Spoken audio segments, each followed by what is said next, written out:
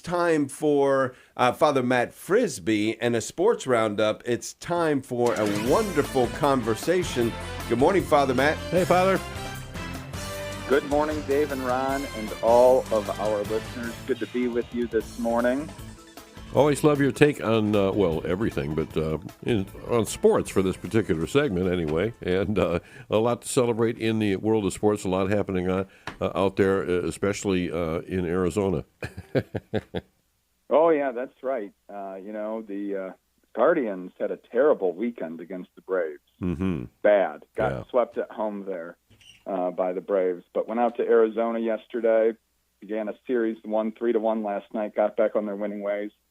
That sweep against the Braves, dug them back in the hole again. They'd gotten that they were within 5-6 games of the Tigers, and they were back down to about 8 or 9 games again, maybe even close to 10. So, you got to keep winning, and you got to keep winning series to stay in the division contention, but even wild card contention. And the other thing in baseball that I just want to talk about, Rob Manfred, the commissioner of baseball, who is maybe one of the worst commissioners ever. I mean, none of the commissioners, NFL, Roger Goodell, NBA, Adam Silver, Rob Manfred in baseball, none of them are good, but Manfred is probably by far the worst. And he floated out this idea of two things on Sunday Night Baseball this past Sunday. The first being that there being some expansion teams coming. A lot of people think maybe Nashville, and then from there, the second team could be Charlotte, could be Portland, could be Salt Lake City. Who knows? But that would then also bring about a major realignment. And he even said like an Eastern Conference and Western Conference, doing away with our beloved American League and National League. So who knows? That was all just kind of speculation afterwards. But Rob Manfred, terrible commissioner. Get rid of him. Here you go.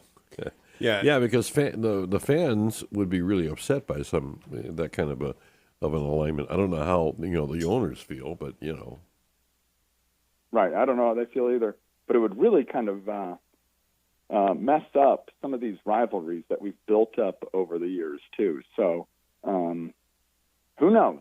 Who knows? But it's just really baseball doesn't need any more teams. I'll say this: every time these leagues, this includes football, this includes basketball, and hockey, you expand the league, you water down the competition. Really, so we don't need expansion.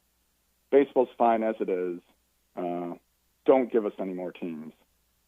Yeah, you know what the commissioners of the NFL, NBA, and MLB would say to you, saying that they're horrible. They say, at least we're not Charlie Baker, the head of the NCAA. You know what I mean? So it's like, we're not him.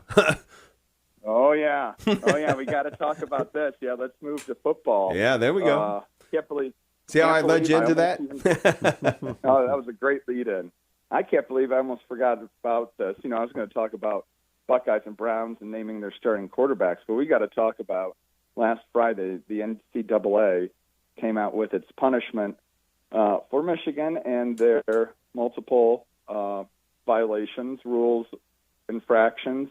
And, I think Ohio State fans wanted, and it seems like most other college football fans other than from Michigan wanted really the hammer to come down on Michigan. That did not happen. The NCAA did come out and say they cheated.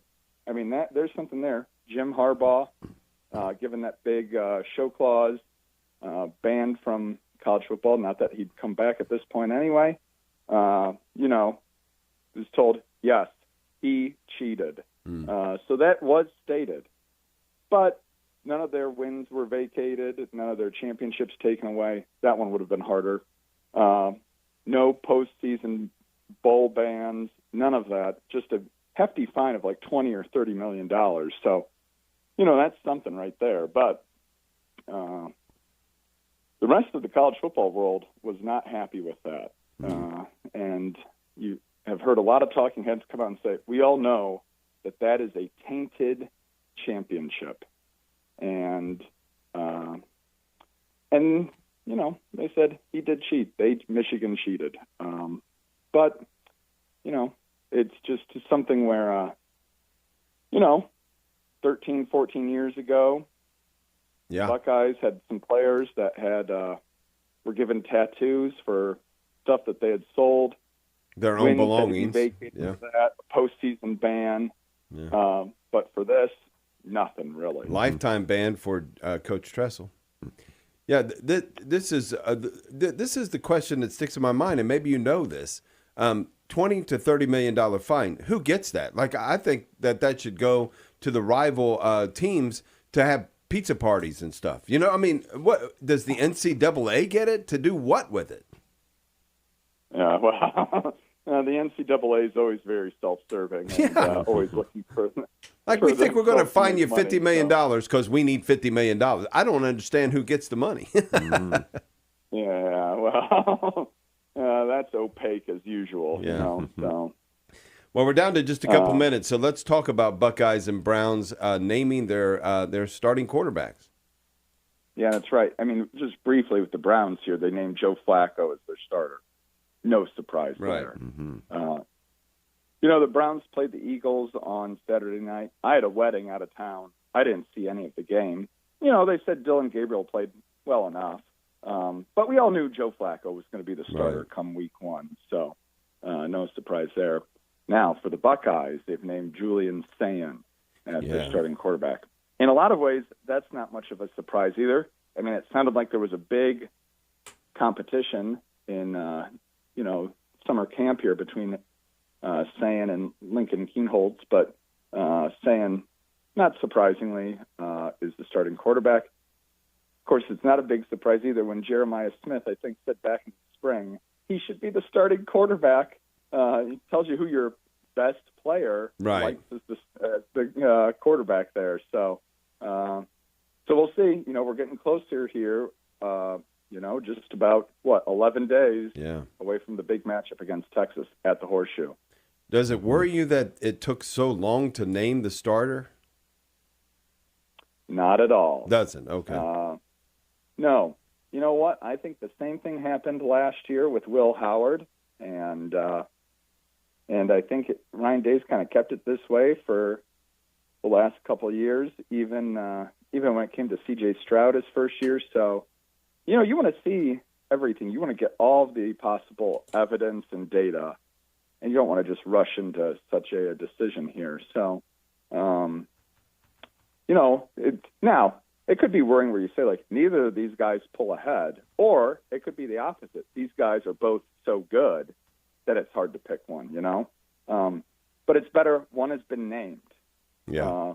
You know the old adage, if you have two quarterbacks, you have none. Well, no, we've been told. We've got our quarterback. He's our starter. And, the good news would be if he goes down, clearly Coach Day thinks there's someone pretty good as the backup. Yeah, and just a reminder that the 92-93 season, Kirk Herbstreit was named starter before the season even started, and he lost to Michigan. So there, I'm just saying, we don't want to do that, and maybe following this suit is better.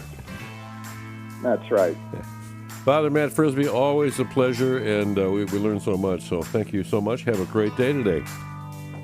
Thank you. You too. God bless.